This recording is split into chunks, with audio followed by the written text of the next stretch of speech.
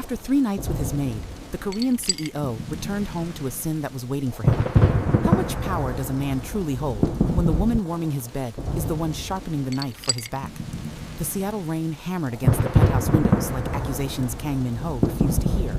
His Brioni suit jacket hung over the back of a leather chair, his platinum cufflinks discarded on the marble countertop beside an empty glass that still smelled of 30-year-old whiskey. The kind of whiskey that cost more than most people earned in a month. The kind that reminded him he'd won. Min Ho stood at the window, watching the city lights blur through the downpour, his reflection ghost-like against the glass. 42 years old. CEO of Pacific Dynamics, the tech empire that put Seattle on the global innovation map. His company didn't just compete with Silicon Valley, it crushed it. His algorithms powered everything from smart cities to military defense systems. Governments called him. Billionaires courted him. The world bent when Kang Min Ho spoke. But tonight, the only voice that mattered had gone silent. His wife, Elena, sat in the next room. He could picture her without looking. Designer dress, perfectly pressed, champagne glass in hand, scrolling through acquisition reports with the same cold precision she applied to everything. Their marriage was a merger. Clean, profitable, emotionless. She got the prestige of being Mrs. Kang. He got a flawless public image and a wife who understood that love was a liability neither of them could afford. Or so he'd believed. His phone buzzed. A single message from an unlisted number. Villa. Tonight, I need you. Sarah. His pulse quickened in a way boardroom negotiations never managed. Sarah Martains. 28. The maid who'd started working in his home 3 months ago. Hired by Elena's assistant, unremarkable at first, just another face in the rotation of staff who kept the machinery of his life running smoothly. Except Sarah didn't fade into the background. She moved through his cold, sterile world like warmth incarnate. Her laughter when she thought no one was listening. The way she hummed old jazz standards while organizing his library. The genuine concern in her eyes when she'd asked if he was sleeping enough. She saw him. Not his bank account, not his portfolio, him. For 3 months, he'd resisted. Disciplined, controlled. A man like him didn't indulge in cliches. But discipline was exhausting when every evening brought him home to Elena's indifference and Sarah's accidental touches that lingered half a second too long. Villa. Tonight. He texted back without hesitation. On my way. If this opening already has your pulse up, take a second to hit subscribe right now. Then, drop a comment below telling me what you'd do if the person you trusted most was playing a game you didn't even know had started. Stay with me. This one cuts deeper than you think. The drive to the villa took 90 minutes. Min Ho's hands gripped the steering wheel of his Bentley as the city lights gave way to the darkness of the coastal highway. The villa was his secret, a modernist masterpiece of glass and stone perched on a cliff overlooking the Pacific. Elena didn't know about it. His accountants buried it under shell companies and offshore accounts. It was his escape, his sanctuary, his sin. When he arrived, Sarah was waiting. Candlelight, wine, the scent of jasmine drifting through open windows. She wore something simple, a cream-colored dress that made her skin glow against the firelight. But it was her eyes that undid him. Vulnerable, trusting, dangerous. I wasn't sure you'd come, she whispered. He crossed the room in 3 strides, cupping her face in his hands. I'll always come for you. The words felt true when he said them. For 3 nights, Kang Min Ho forgot he was a CEO. Forgot the quarterly reports waiting on his desk, forgot Elena's icy presence and the empire that demanded his constant attention. In that villa, with Sarah's laughter filling the spaces where silence used to live, he felt something he'd convinced himself didn't exist. Human. They talked until dawn about childhood dreams, about the weight of expectations, about lives that never quite fit the shapes they were forced into. She told him about losing her brother years ago, the way grief never really left. Just learn to live quietly in the corners of your heart. He told her about the loneliness of always being the smartest man in the room, about building an empire that felt more like a prison with each passing year. On the 3rd night, as they lay tangled in silk sheets with moonlight streaming through floor-to-ceiling windows, Sarah traced patterns on his chest and whispered, "What happens when we leave here?" "We don't," he said, pulling her closer. "We stay right here, forever." She smiled against his skin, but he didn't see the coldness flicker behind her eyes. Didn't notice the way her fingers trembled, not with passion, but with something closer to rage.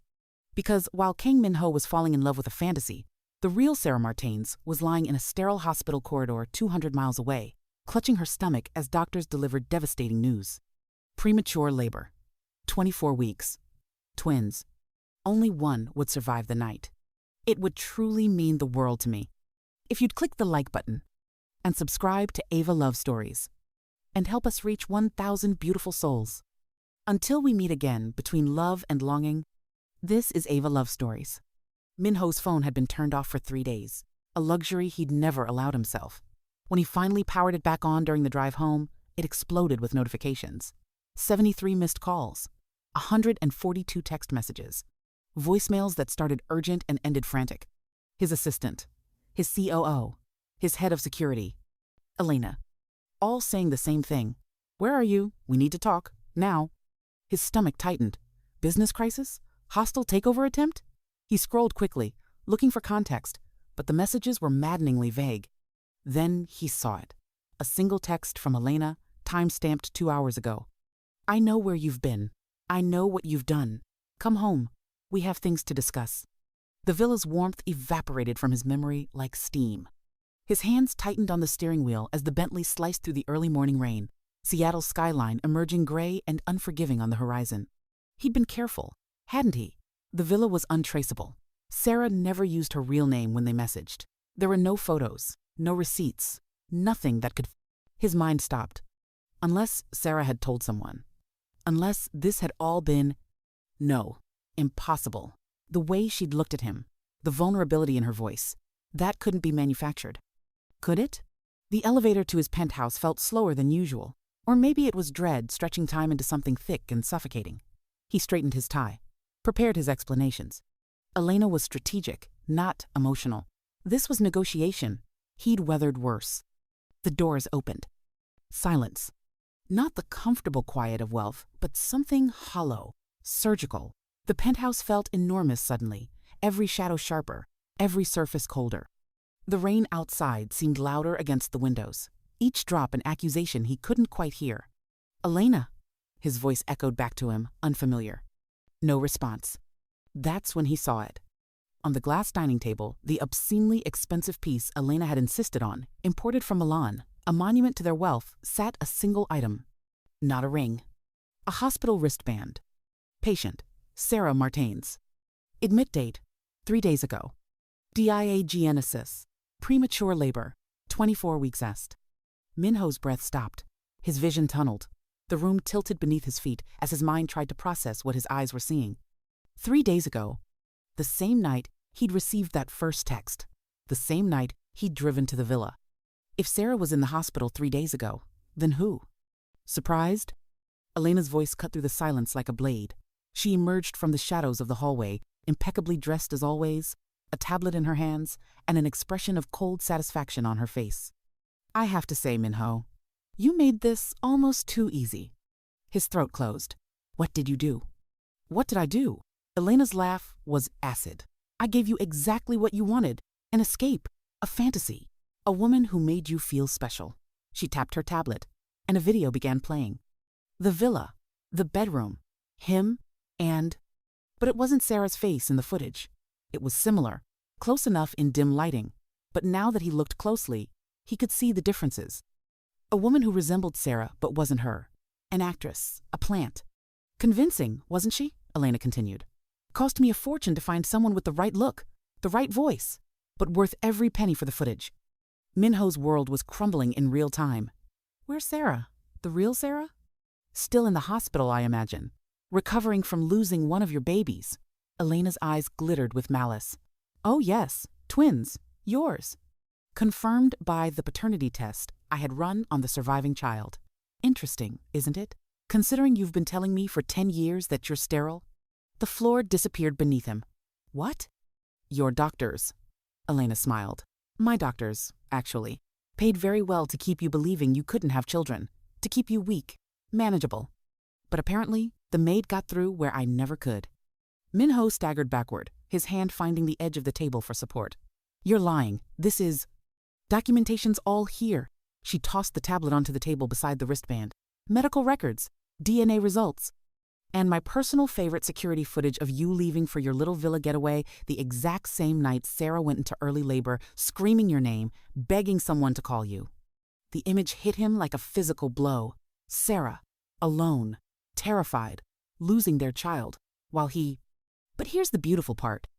Elena continued, circling him like a predator. The board doesn't care about your dead baby. They care about this. Another swipe of her finger, and new images filled the screen. Bank statements, offshore accounts, communications he'd thought were encrypted. Embezzlement, tax fraud, bribes to foreign officials, all documented. All ready to be delivered to the SEC, the FBI, and every major media outlet in the country, unless you sign over controlling interest in Pacific Dynamics. Tonight. Min Ho's mind raced, trying to find an angle, a countermove, anything. But Elena had covered every base. She'd orchestrated this with surgical precision. You have 2 hours, Elena said, setting a stack of papers beside the tablet. Sign, and you get to keep your freedom, maybe even some dignity.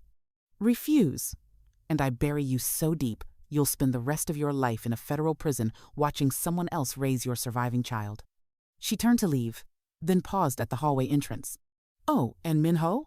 Sarah left you something. She gestured to the corner of the room. There, barely visible in the shadows, was a small envelope. Elena's heels clicked away into silence. Min Ho stumbled to the envelope with hands that wouldn't stop shaking. Inside was a single card, handwritten in Sarah's distinctive script. They killed my brother because he tried to expose your company's weapons contracts with sanctioned nations. I came for evidence. I stayed because you gave me twins when I thought I'd never be a mother. One survived. His name is James, after the brother you helped murder. I hope the empire was worth it. The card slipped from his fingers. For the first time in his adult life, Kang Min Ho, titan of industry, master of the universe, untouchable king, fell to his knees and felt the weight of every sin he'd convinced himself didn't matter. Outside, the rain continued to fall. Inside, the glass cage he'd built was shattering, piece by irreplaceable piece. If you've ever witnessed how quickly a carefully constructed life can collapse when the foundation is built on lies, stay with me. This story is about to reveal how the powerful fall and the broken rise from ashes no one thought they'd survive. Like this video if you believe that vengeance and redemption can share the same beating heart. But to understand how a tech emperor ended up on his knees, how a grieving sister became a maid with murder in her heart, and how the coldest wife in Seattle orchestrated the perfect destruction, we need to go back. Back to where the first sin was committed. Back to the night Martains walked into Pacific Dynamics with evidence that would change everything and never walked out alive. Martains had always been the careful one, the analyst who triple-checked his data, the whistleblower who documented everything before making a move. At 26, he'd climbed his way into Pacific Dynamics Defense Contracts Division, proud to work for a company that claimed to make the world safer through innovation. Then he found the files. Late one October night, Marcus sat in his cramped apartment, staring at encrypted communications he'd spent 3 months decoding. Pacific Dynamics wasn't just selling cutting-edge surveillance technology to the U.S. military. They were selling the same systems, modified, untraceable versions to sanctioned nations. Countries under international embargo. Regimes that use technology to hunt dissidents, silence journalists, crush opposition. The profit margins were staggering. Billions flowing through shell companies that led back to one man, Kang Min Ho. Marcus's hands trembled as he compiled the evidence. Bank transfers, shipping manifests with falsified destinations, internal memos discussing alternative markets and discretionary clients, communication logs showing Min Ho personally approving deals that violated a dozen international laws. His sister Sarah was the first person he called. "You need to go to the authorities," she'd said, her voice tight with fear. "Tonight, don't wait." "I will. I just need you to know if anything happens to me. I've sent copies to 3 journalists and a federal prosecutor. Insurance." "Marcus, you're scaring me." "Good. Be scared. These people have killed before. But I have to do this, Sarah. If I stay silent, I'm complicit in genocide." That was the last conversation they ever had. 2 days later, Marcus's body was found in his apartment. Official cause of death, suicide by carbon monoxide poisoning. His laptop and backup drives were missing. The journalists never received his files. The federal prosecutor claimed no such documents ever arrived. The investigation closed within a week. At the funeral, Sarah stood in the rain, staring at her brother's closed casket, and made a promise that would reshape her entire existence. She would finish what Marcus started. She would infiltrate Min Ho's world. She would gather the evidence her brother died protecting. And she would make Kang Min Ho pay for every life his greed had destroyed. She just didn't know that someone else was already 10 steps ahead, orchestrating a revenge that would consume them all.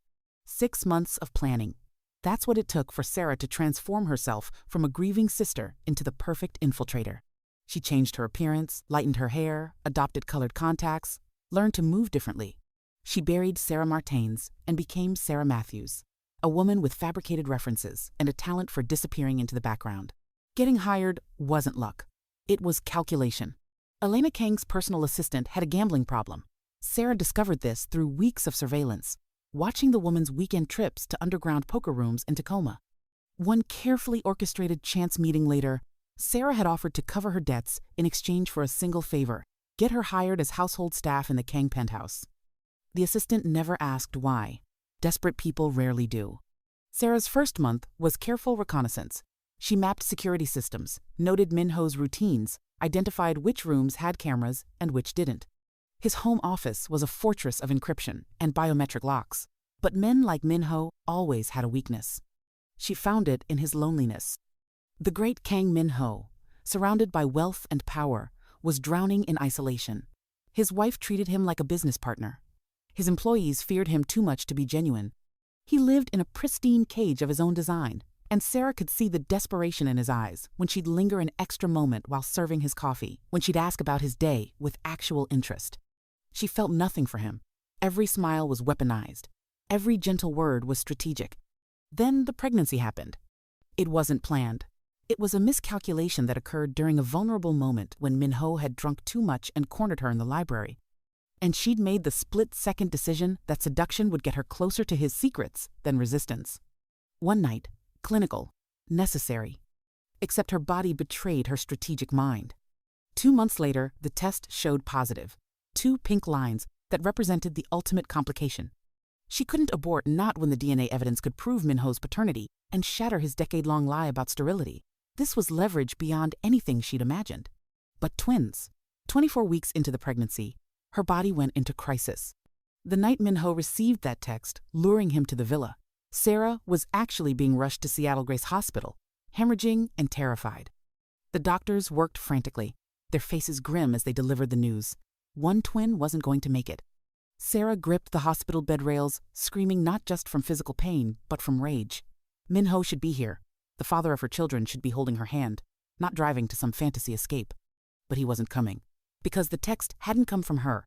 As Sarah delivered her son's one breathing, one silent, she didn't know that Elena had orchestrated everything. The fake Sarah at the villa, the surveillance footage. The perfectly timed betrayal designed to destroy Min Ho completely. 2 women, 2 revenge plots. One man who deserved everything coming for him. Sarah had always known her family history was complicated. Her mother rarely spoke about her own childhood, about the powerful man who'd vanished from their lives before Sarah was born. It wasn't until Marcus died that the truth finally surfaced. In her brother's encrypted files, the ones the killers hadn't found because Marcus had hidden them in a safety deposit box registered under their grandmother's maiden name, Sarah discovered documentation of their family lineage. Their mother's father was Vincent Russo, the Vincent Russo, Mafia king of the Pacific Northwest. A man whose name made federal prosecutors nervous, and whose organization had survived 4 decades of law enforcement attempts to dismantle it. Marcus had found him, had reached out before he died, looking for protection that never came in time. Now, Sarah had the same contact information, a phone number that connected to an encrypted line. A man who'd abandoned his daughter but might still honor blood ties to his grandchildren. She made the call from her hospital bed, her surviving son sleeping in the bassinet beside her, monitors beeping rhythmically in the background. This is Sarah Martains, Marcus's sister, your granddaughter. Silence on the other end, heavy with history and regret. I know who killed him. I know why. And I need help finishing what he started. 24 hours later, Vincent Russo walked into her hospital room. 73 years old, silver-haired, impeccably dressed in a charcoal suit that probably cost more than most people's cars. His eyes, the same unusual amber color as Sarah's, swept the room with tactical precision before landing on the infant. My great-grandson, he said softly. It wasn't a question. James Marcus Martains, named for the uncle he'll never meet. Vincent approached the bassinet slowly, carefully, as if the baby might shatter. When he looked back at Sarah, his expression had transformed into something ancient and unmerciful. Tell me everything. Sarah did. The weapons deals, Marcus's evidence, her infiltration, Min Ho's culpability.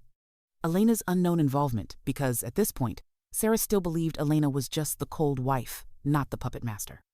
I have the evidence, Sarah continued. Everything Marcus died protecting, plus documentation I've gathered from inside Min Ho's home. Financial records, communication logs. Enough to bury him and Pacific Dynamics forever. Vincent listened without interruption, his face unreadable. When she finished, he was quiet for a long moment, his gaze distant. Your mother left my world because she wanted you children to have clean lives, normal lives. I respected that choice, even though it meant losing her. Marcus didn't get a clean life. He got murdered. No. Vincent's voice dropped to something cold and final. He got martyred, and martyrs demand justice. He pulled out his phone, made 2 calls in rapid Italian, then turned back to Sarah. Kang Min Ho will face consequences, but you need to understand once I'm involved, this becomes something bigger than personal revenge. This becomes a message about what happens when powerful men think they're untouchable. Sarah met his gaze steadily. Good. I want him to understand exactly what he's lost before it's taken from him. Vincent smiled. It wasn't kind. Then we do this properly, strategically, and we make sure the whole world watches him fall. The emergency board meeting at Pacific Dynamics was scheduled for 8 p.m. Min Ho arrived at 7:30, his lawyer in tow, prepared to fight Elena's hostile takeover with every legal weapon at his disposal. He wasn't prepared for what waited in the conference room. The entire board was already assembled, but they weren't alone. At the head of the table sat Vincent Russo, flanked by 2 men in expensive suits, whose bulges under their jackets suggested they weren't accountants. And beside Vincent, looking nothing like the submissive maid Min Ho remembered, sat Sarah. She wore a tailored black suit. Her hair was styled differently, but it was her eyes that stopped his heart cold, focused, filled with an intelligence and fury he'd never seen because he'd never bothered to truly look. What is this? Min Ho demanded, though his voice came out weaker than intended. Please, Mr. Kang, sit.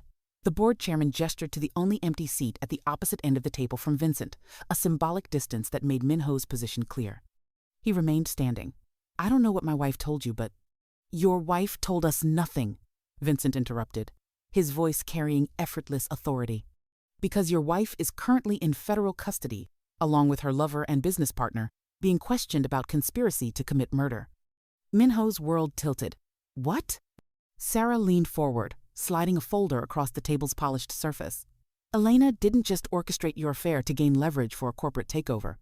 She orchestrated my brother's murder to protect your illegal weapons deals. Deals you were both profiting from. That's insane. I never.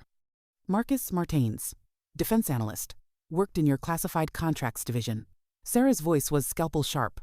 He discovered you were selling surveillance technology to sanctioned nations. When he tried to expose you, he was killed, made to look like suicide. Min Ho's throat closed. He remembered Marcus. Brilliant kid. Asked too many questions. There'd been an internal investigation, and then HR reported the unfortunate suicide, and Min Ho had signed off on the severance package for the family without giving it another thought. I didn't kill anyone, he whispered. No, you just gave the order to handle the situation. Elena took it from there. Sarah's hands were perfectly steady as she opened the folder. She hired the men, staged the scene, scrubbed the evidence. Because she was your partner in those deals, Min Ho. 50-50 split on every illegal transaction. She couldn't let Marcus expose you both. The documents in the folder were damning. Communication logs between Elena and a private security firm. Wire transfers. And finally, a recording Elena's voice, crystal clear, ordering Marcus's termination. Where did you get this? Min Ho's voice was barely audible. From your home office. While you were at the villa with Elena's actress, I had access to everything. Your encrypted files, your backup drives, all the evidence you thought was protected. Vincent spoke again. The FBI has everything now. Your company is being seized, your assets frozen. Your wife is negotiating a plea deal as we speak, and part of that deal involves testifying against you. Min Ho collapsed into the chair, his legs no longer able to support him. But here's your choice, Sarah continued.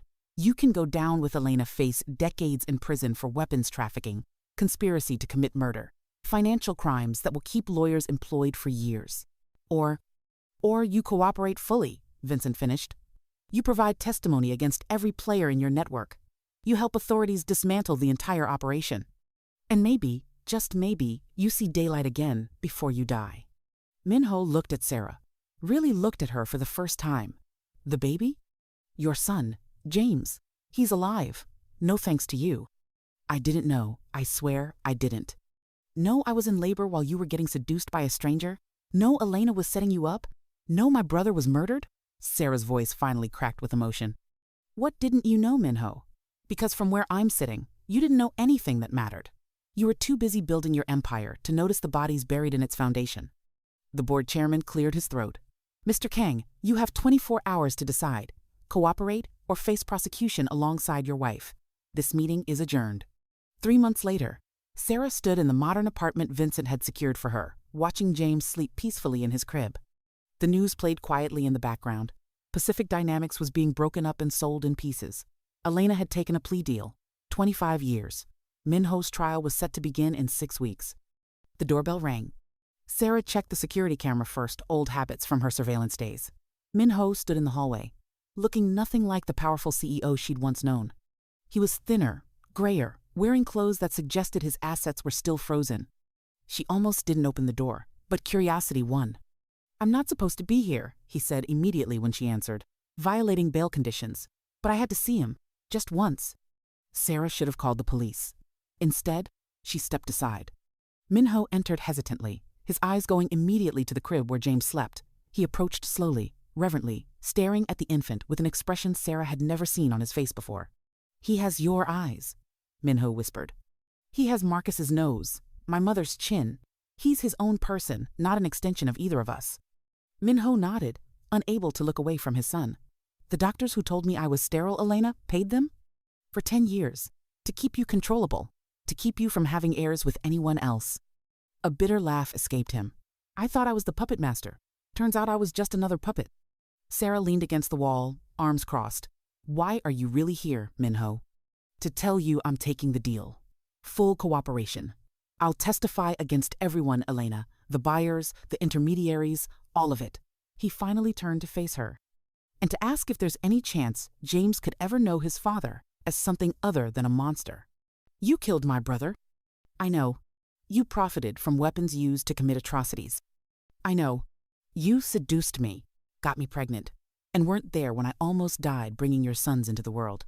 I know. His voice broke. I know all of it. And I know there's no redemption for someone like me, no amount of cooperation or prison time that balances the scales. But that boy in there is innocent, and he deserves better than a father who's a cautionary tale. Sarah was quiet for a long moment. He deserves the truth. When he's old enough, I'll tell him everything. Who you were, what you did, the choices you made, and the consequences that followed. That's more than I deserve. It's not for you, it's for him. She moved to the door, opening it. You should go, before I call Vincent and he makes this visit your last. Min Ho nodded, taking one final look at his sleeping son, his middle name, Marcus. Thank you for that. Don't thank me. Spend whatever freedom you have left trying to become someone worthy of sharing that name. After he left, Sarah locked the door and returned to the crib. James stirred, his tiny hand reaching for nothing in particular. She offered her finger, and he gripped it with surprising strength. Your daddy is going to prison, she whispered. Your uncle died a hero. Your great-grandfather is a criminal who's trying to be better. And your mama is doing her best to figure out how to raise you in a world this complicated. James yawned, unimpressed by adult problems. Sarah smiled despite everything. Yeah, you're right. One day at a time. 15 months after the night everything collapsed, Sarah stood in a Los Angeles art gallery, champagne glass in hand, watching people admire the exhibition she'd curated. Weapons of Truth, Art as Resistance, featured works from artists who'd survived authoritarian regimes, many of whom had been targeted by the very surveillance technology Pacific Dynamics sold. Marcus would have loved this. The irony, the justice. Using Min Ho's blood money, the restitution fund from the criminal proceedings, to amplify the voices of his victims. Sarah Martains? A voice behind her. She turned to find a young woman with a press badge. I'm writing a piece about Marcus Martains and the whistleblowers who expose corporate corruption at great personal cost. Would you be willing to speak? Sarah hesitated. She'd avoided interviews, preferring to let the court documents speak for themselves. But looking around the gallery, seeing Marcus's name on the dedication plaque, she realized silence wasn't honor anymore. Yes, I'll talk. Later that evening, Sarah returned to the apartment where James was being watched by Vincent's most trusted associate, a grandmother type who'd terrified crime bosses and sang Italian lullabies with equal skill. He asked for you twice, but went down easy, the woman reported. Also, you have mail. Sarah found the envelope on the counter. Prison postmark. Min Ho's handwriting.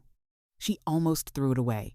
But curiosity, the same curiosity that led her into Min Ho's world, made her open it. Sarah, I testified today against the last of them. The generals who bought weapons to use against their own people. The brokers who facilitated deals. The politicians who looked the other way. My lawyer says this cooperation might reduce my sentence from life to 30 years. I'll be 76 when I'm released, if I survive. I'm not writing to ask forgiveness. I'm writing because I finally understand what I took from you. Marcus wasn't just your brother. He was your better self. The version of you that stayed good despite everything. And I took that away. James will grow up without a father. But he'll have your strength, your integrity, Marcus's legacy. That's more than I ever gave anyone. There's a trust fund, managed by independent trustees, sourced only from legitimate pre-2019 assets, for James's education. I know you don't need my money, but he deserves opportunities that don't come from Vincent's world or my wreckage. Be well, both of you. Min Ho. Sarah folded the letter carefully and placed it in the box where she kept Marcus's things. Evidence that people could change, even if change came too late to matter. Her phone buzzed. Vincent. The reporter who interviewed you, she's good, fair. The piece will run next month. Marcus deserves to be remembered as more than a headline. He will be. And so will you. The sister who finished what her brother started. The mother who turned vengeance into justice. After hanging up, Sarah checked on James. 2 years old now, sleeping peacefully with his stuffed elephant, innocent in ways she'd never be again. She kissed his forehead. Your uncle was a hero. Your father was a villain who's trying to be better. And your mama is somewhere in between, figuring it out. Outside, Los Angeles glittered with the same cold beauty as Seattle's skyline. But Sarah had learned something in the wreckage of Min Ho's empire. Power built on lies always collapsed. The only question was whether you'd be crushed in the rubble or standing in the clear when the dust settled. She'd chosen to stand. And she'd teach James to do the same. If you believe that justice isn't always clean but is always necessary, subscribe for more stories about ordinary people who refuse to let power go unchallenged. Like this video if you think Sarah made the right choice. Drop a comment telling me, is redemption possible for someone like Min Ho? Or are some sins too great to forgive? It would truly mean the world to me if you'd click the like button and subscribe to Ava Love Stories and help us reach 1,000 beautiful souls. Until we meet again between love and longing, this is Ava Love Stories. This is how empires fall, not with explosions, but with the quiet determination of people who refuse to stay silent. Thanks for watching.